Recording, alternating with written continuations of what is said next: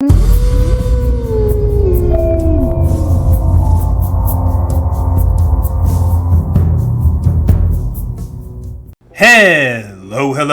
and what is going on, everybody? It is Master of the TDS, and I am joined by my lovely wife, WritingRaven.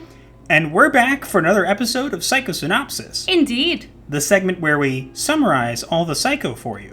Just a scattering of topics throughout the week, all summarized into one neat little package for you to enjoy and consume at your leisure. You're welcome. So we have a bunch of topics to cover today, including one very important one that we've actually saved till the end. We're letting you know that in case you're here for that. You can go to the end if you'd like, but we think that you probably like the rest of the video, but it's up to you. Yeah. So, without further ado, let us bring in our first client, Rick and Morty. Oh, gee, I don't see how we can get out of this one, Rick. In the light of the recent revelation that Rick and Morty creator has been charged with felony domestic abuse, Adult Swim has announced that it will no longer be working with Justin Roiland. What was he accused of again? So, there's a bunch of accusations out there. The fact that he's actually being, charged is what the problem is. The allegations are hard to kind of pinpoint. It seems that he talked to very young women online and kind of... What you hear about, actors or popular people who get, on Twitter and stuff like that, who end up engaging with fans and stuff like that, it sounds like a very similar allegation to that. But the issue here is that he's been charged. They are going to, remove him from the show. Now, those of you who don't know, Justin Roiland is both the voices of Rick and Morty. That is true. Now, they have said they're not going to cancel the show. They said that they are going to recast Rick and Morty. Well, their voices at least, because the characters will still look exactly the same. True. But their voices will not be. I'll be honest. I've watched, I think the first 3 or 4 seasons of Rick and Morty. Yeah, I think we stopped somewhere in the middle of season 4 because it just got way too weird. We're not going to go into detail what that episode was, but it was a very strange episode that involved some very strange things, and it was basically a episode that was kind of bashing men, and it was kind of weird. Yeah, the feminist episode. It was weird even for Rick and Morty.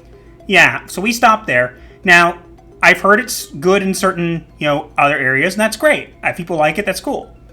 We haven't watched it in a while. We don't really have any interest in doing so. I don't know what will happen because I don't see a lot of people tuning in if the voices aren't the same. Yeah.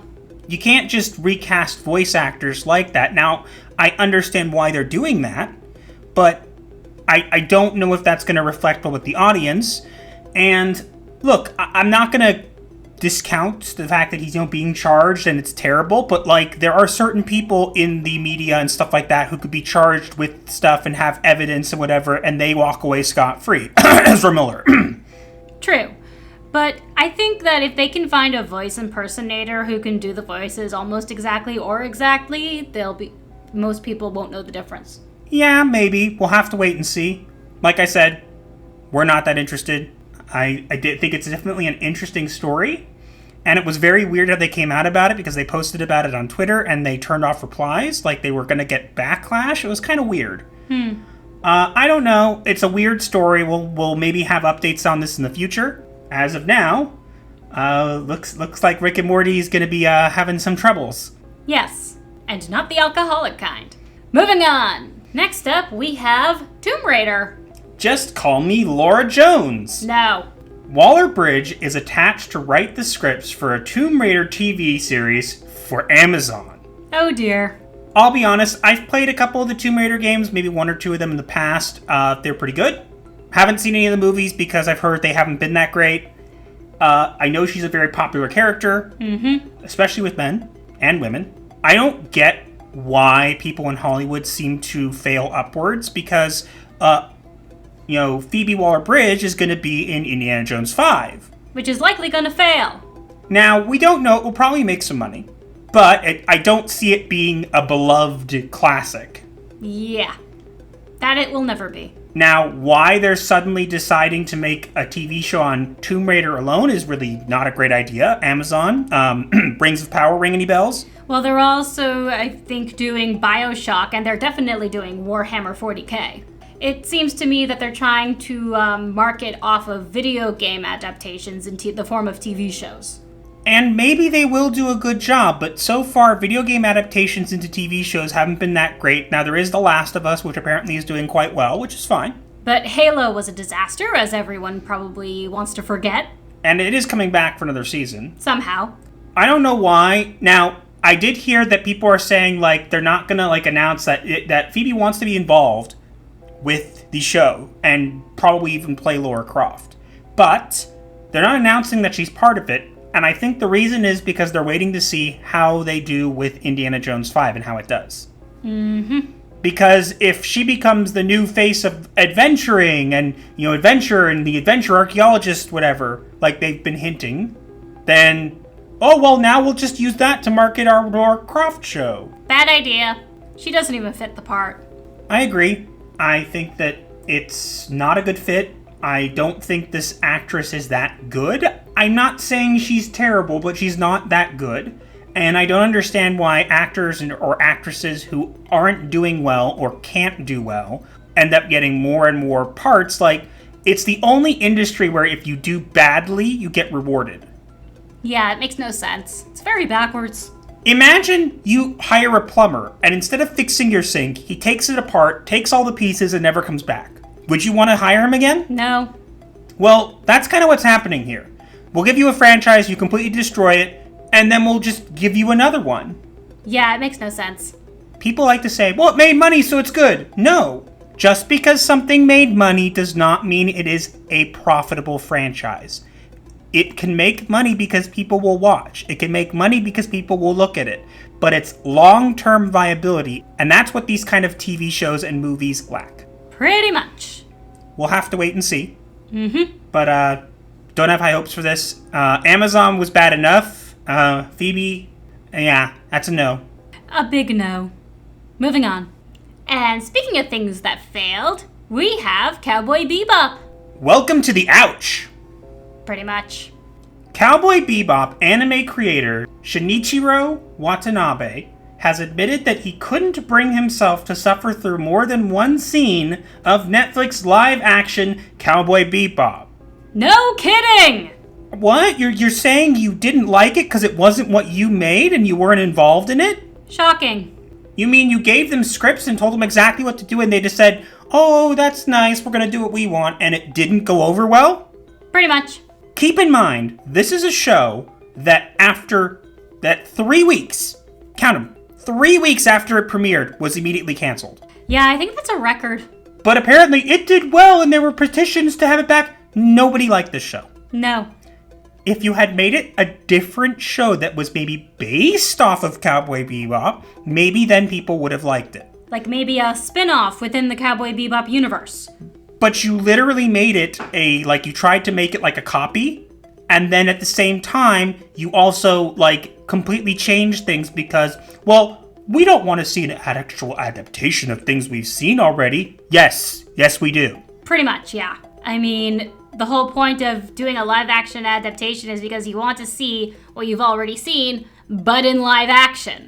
But, you see, it seems like Netflix especially doesn't get this, that they just take creative liberties and change it, like they made the main villain someone else, and it was really stupid, and they made Faye lesbian and not a scamp.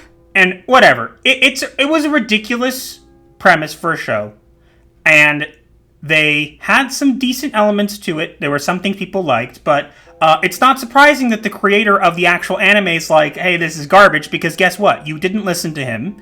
If you had, you would have had a giant franchise on your hands, and Netflix will continue to do this because we have next to look forward to is the One Piece one. Yay. Basically, this is kind of the same thing that happened when George Lucas gave Disney Star Wars scripts for better Star Wars. And then they said, that's nice, George, and then didn't use them. Yeah. And again, count them. 3 weeks. 3 weeks after this thing premiered, they canceled it. Like I said, very likely a record. Let me put it in the words of one of the people who are working on Netflix who came out with a statement recently. They never canceled any show that was actually making money. Ouch. So, make of that what you will. Indeed. Moving on. And next we have, speaking of Star Wars, Mark Hamill! Iconic Star Wars actor Mark Hamill got the sharp end of the horn a few days ago when he left a like on Harry Potter author J.K. Rowling's tweet, where she defended herself against a bizarre accusation. And as you can imagine, they ate him alive.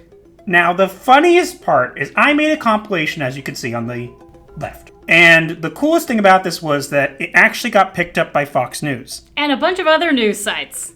And a bunch of YouTubers made videos on it and stuff like that. Again, this was a bunch of people losing their absolute minds about him liking a tweet.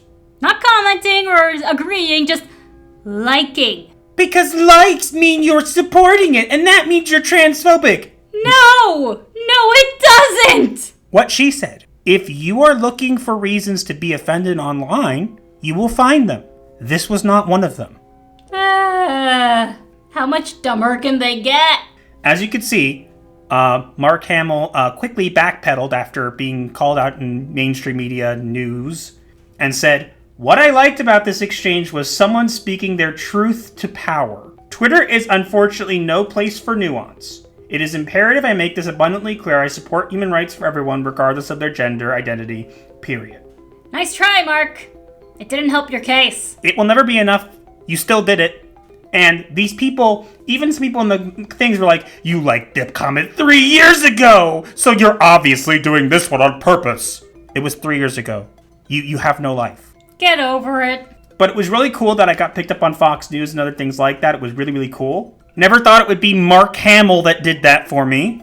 But look, the whole controversy around J.K. Rowling and Hogwarts Legacy and all that kind of stuff is absolutely ridiculous. Understatement of the year. Someone liking a tweet is not an attack on your identity.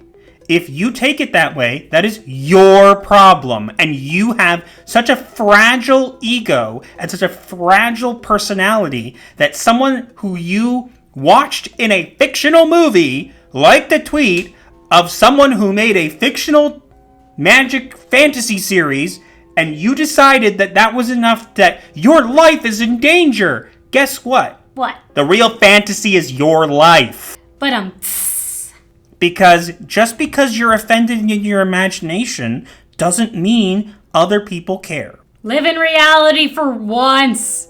This will happen again, mark my words, and we'll be there to cover it, but this is just the showing that this is literally what these people do. They eat their own. As soon as you step out of line, they come after you. Liking a tweet? Not allowed. Canceled. Seriously. What's wrong with you people? A lot of things, but nothing that I would be willing to, talk about. They put it this way. Stop going on Twitter and seek therapy. You need it. But they can't afford your services. Huh. You think that my services would be available for these people? No thanks.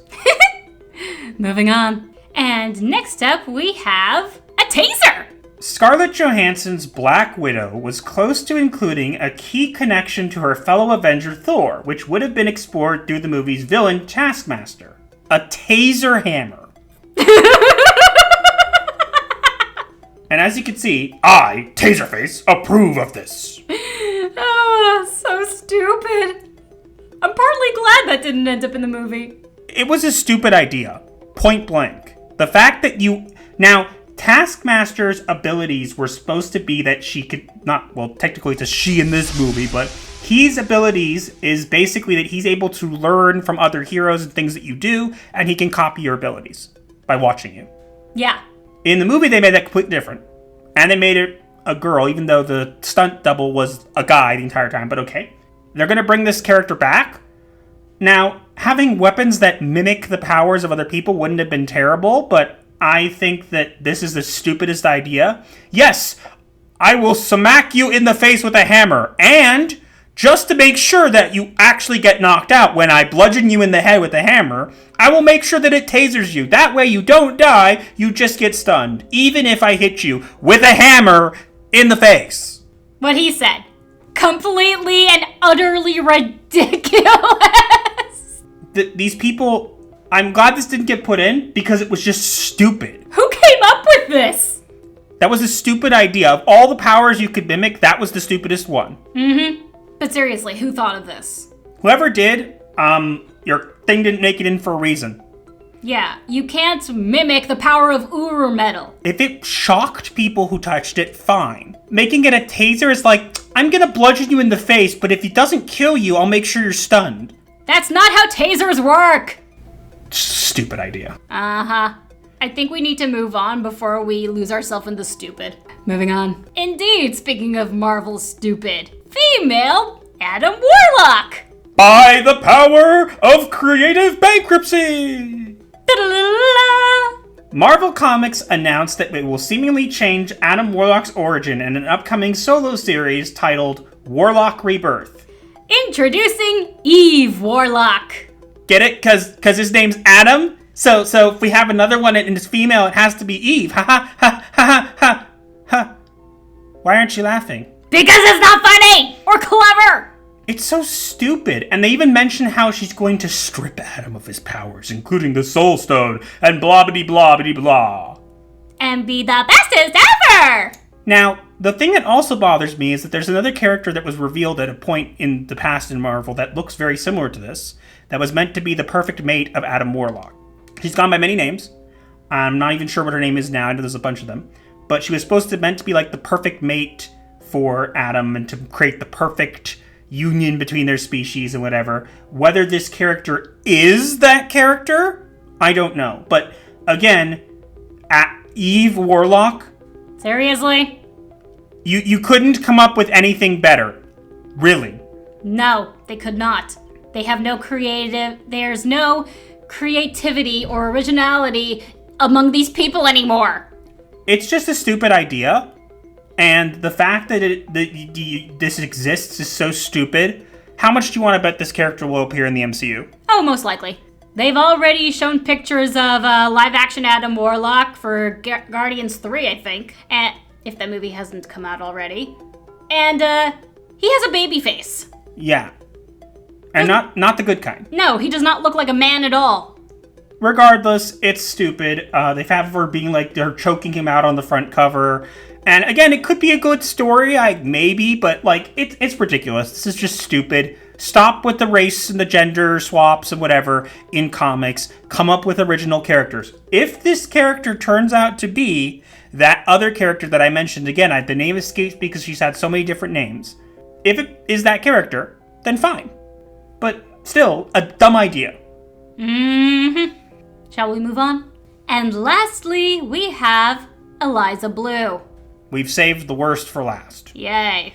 Twitter locked the Twitter accounts of YouTubers Brittany Venti, The Quartering, Yellow Flash, and Camelot331 after they all posted screenshots of a publicly posted hip-hop music video from YouTube. Oh boy. Now, I'm going to give a brief rundown here. And I'm going to kind of try to clarify it because it's very confusing.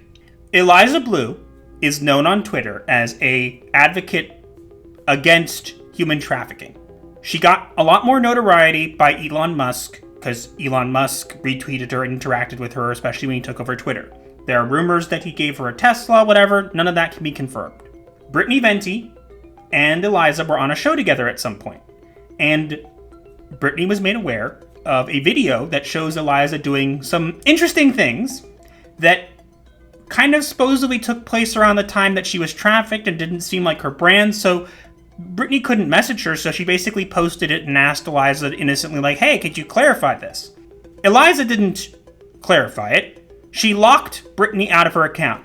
Notice, I say locked because people are using the word banned. They were not banned. They can all get their accounts back if they delete the pictures. But Brittany got locked out, and then the Quartering did it also in, like, solidarity with her. And then, of course, Yellow Flash and Camelot followed. There's some fishy business here because Eliza got fact-checked on her own post, as you could see. She posted, I'm only going to address this one time and one time only. A non-consensual photo was posted of me yesterday on Twitter. Now, it wasn't non-consensual. It was a publicly available image that was in a video for 6 years.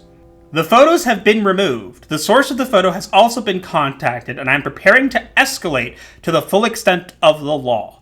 Now, as you can see on the right, I included the thing that says reader added context they thought people might want to know. The screenshot in question appears to have originated from a music video publicly available on YouTube for several years. So, she doesn't actually have a basis to do this. Now, she has removed the video in anywhere it was, right? And the accounts of these people are not being overturned, and people believe it is because she has connections to Elon Musk, which would definitely make a lot of sense. Mm-hmm. Now, as far as whether or not this was a non-consensual image, it was not.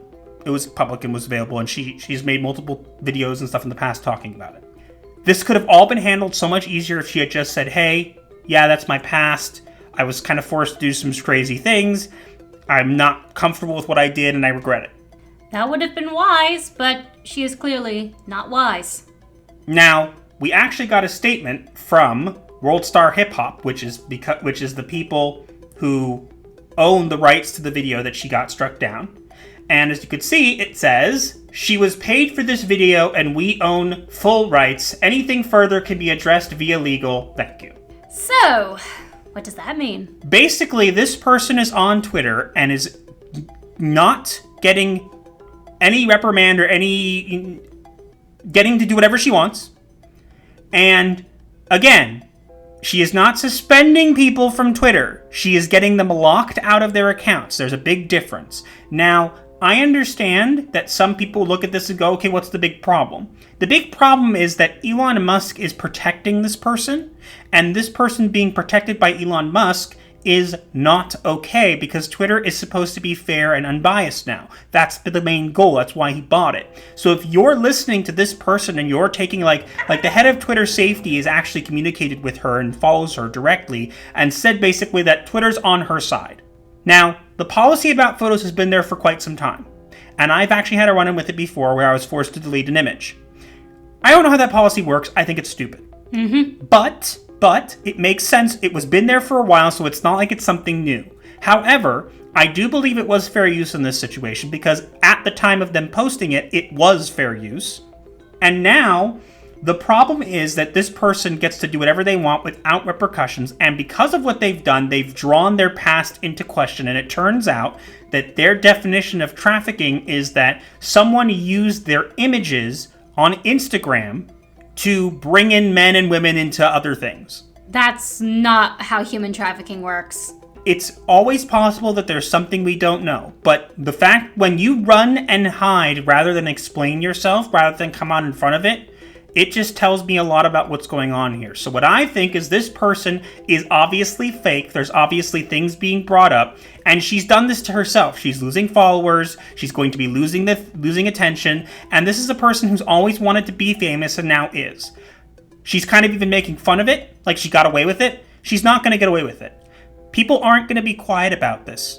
Eliza, if you're watching this, I doubt it, but if you are, all you have to do, even if you feel like they were wrong for posting it, get rid of those images, let them back in. You don't have to delete the images, let them back into the account, and come on in front of this and apologize for the overzealous whatever, and you might be able to save some face. But guess what? You've done this to yourself. You had a chance and you blew it, and now you are facing the repercussions of these actions.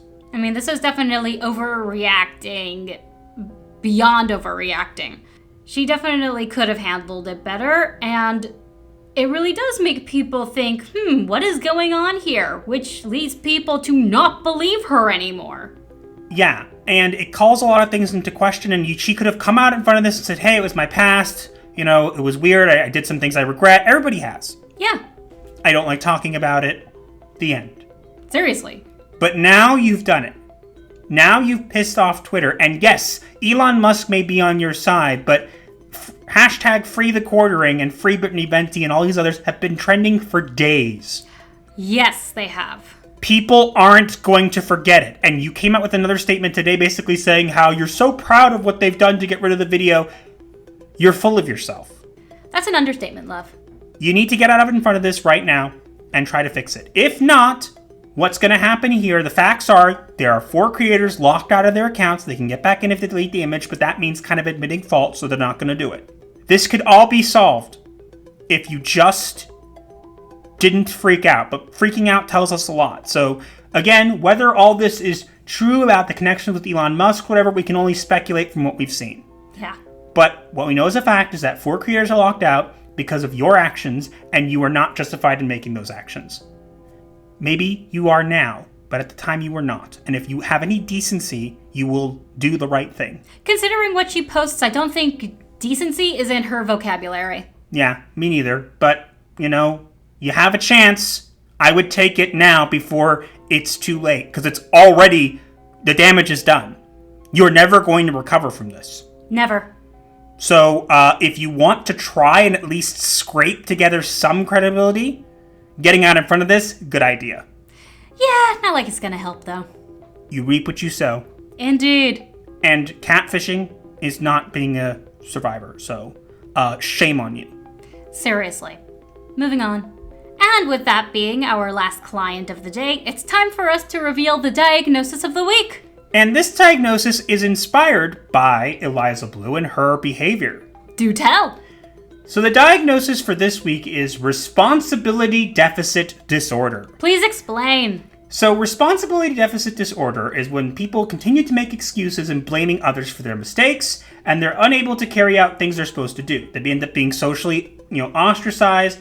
They defy authority, show avoidance behaviors, they're impulsive, they hide behind lies and excuses to justify their behaviors. They show no remorse if they commit actions that cause harm to other people, and they demonstrate narcissistic traits.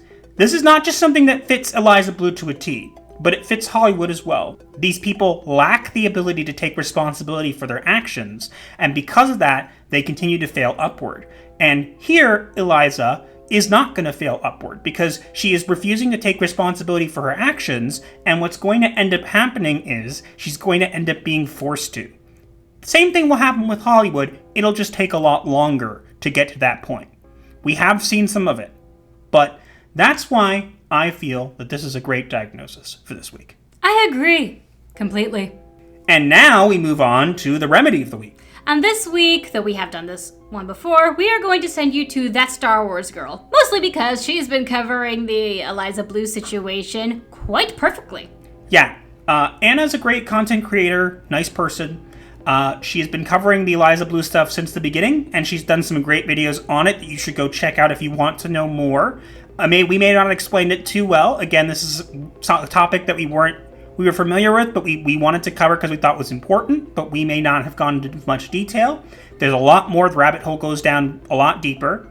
But if you want some great content, some nice artwork, and you want to know more about the situation, then grab your pencils, head on over there, and let her know that Gothic Therapy referred you. Indeed. But that is all the time we have for this week. Let us know what you think in the comments below, and also make sure to like, share, comment, and subscribe with notifications on so you do not miss your weekly therapy session. Or you will be charged. But remember, when you do subscribe, your first session is free, so smash those buttons like they're bad kitties. And do consider joining us at the dusk, midnight, or dawn level. We would appreciate it quite a lot. You can also find links to all of our socials in the description below, as well as links to our merch store and our Discord server known as The Clinic. Be sure to check them out. The situation with Eliza will come to a head at some point. Hopefully the same can be said for Hollywood. But that's all we have for this week, and we will see you guys in the next one. Gothic Therapy, out.